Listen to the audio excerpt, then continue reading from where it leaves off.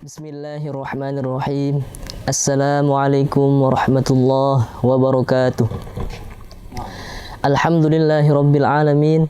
Wabihi nasta'in wa ala umurid dunya waddin. Wassalatu wassalamu ala ashrafil anbiya'i wal mursalin Sayyidina wa maulana Muhammadin wa ala alihi wa sahbihi ajma'in. Amma ba'du. Kaum muslimin wal muslimat rahimakumullah, marilah kita senantiasa memupuk jiwa kita dengan takwa Allah, yakni bertakwa kepada Allah, yaitu menjalankan segala perintah-perintahnya dan menjauhi segala larangan-larangannya. Puji dan syukur selalu kita panjatkan kepada Allah Subhanahu wa taala, Zat yang telah memberikan kita beribu-ribu nikmat dan karunia-Nya. Tak lupa pula salawat beserta salam semoga selalu tercurah limpahkan kepada junjungan alam baginda Nabi besar Muhammad sallallahu alaihi wasallam, kepada para keluarganya, kepada sahabatnya, dan kita umatnya semoga mendapatkan syafaat dari beliau di hari kiamat nanti. Amin ya Allah ya rabbal alamin. Sahabat Darun Nahdhah rahimakumullah, di antara nikmat agung yang diberikan Allah kepada kita adalah berupa lisan. Namun, jika lisan tidak digunakan untuk ketakwaan kepada Allah, justru sebaliknya akan menjadi bumerang bagi pemiliknya, alias menjadi kecelakaan bagi dirinya. Jika lisan tidak digunakan untuk perbuatan yang baik, maka justru sebaliknya lisan akan digunakan untuk bermaksiat kepada Allah. Di antaranya adalah memfitnah, berkata kasar, menggunjing, memecah belah, dan lain-lain. Karena itu Rasulullah SAW bersabda, barang siapa yang beriman kepada Allah dan hari akhir, maka hendaklah dia berkata baik atau diam. Artinya apa? Rasulullah SAW memerintahkan kepada kita agar kita berkata baik.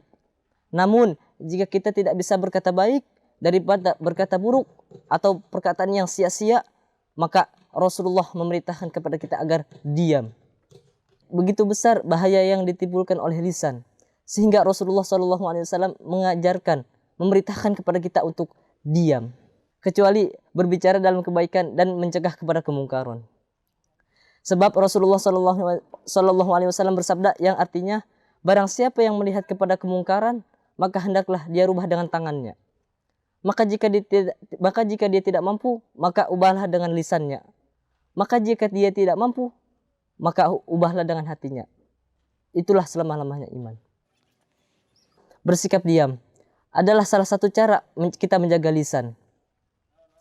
Diam berarti mencegah kita daripada perbuatan dan perkataan yang sia-sia. Dan orang yang menjaga perbuatan dan perkataan yang sia-sia adalah ciri orang yang beruntung. Allah Subhanahu wa taala berfirman dalam surat Al-Mu'minun ayat 1 sampai 3, A'udzu billahi minasyaitonir rajim. Bismillahirrahmanirrahim. Qad aflahal mu'minun. Sungguh telah beruntung orang-orang yang beriman. Alladzina hum fi salatihim khashi'un, yaitu orang yang khusyuk dalam salatnya. Walladzina hum 'anil laghwi mu'ridun, dan orang yang menjauhi dirinya dari perbuatan dan perkataan yang sia-sia. Masya Allah. Begitupun sebaliknya, jika kita tidak dapat menjaga lisan, maka kecelakaan akan menimpa diri kita sendiri. Sebab Rasulullah SAW bersabda, sesungguhnya seorang hamba berbicara dengan satu kalimat yang dibenci oleh Allah, yang dia tidak merenunginya, maka dia terjatuh ke dalam neraka jahanam. Hadis riwayat Al-Bukhari nomor 6092. Menjaga lisan tentu banyak sekali manfaatnya.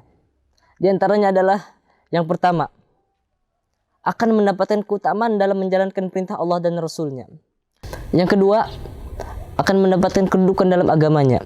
Sebab dalam hadis Abu Musa Al-Asy'ari, Rasulullah SAW ketika ditanya tentang orang yang paling utama dari orang-orang Islam, beliau menjawab, orang Islam yang paling utama adalah orang yang selamat dari kejahatan tangan dan lisannya. Sahih Al-Bukhari nomor 11 dan Muslim nomor 42. Yang ketiga, akan mendapatkan jaminan dari Rasulullah SAW untuk masuk ke dalam syurga. Yang keempat, Allah akan meninggikan derajatnya dan memberikan ridho kepadanya. Demikianlah di antara manfaat-manfaat dalam menjaga lisan. Mungkin demikian uraian yang saya dapat sampaikan.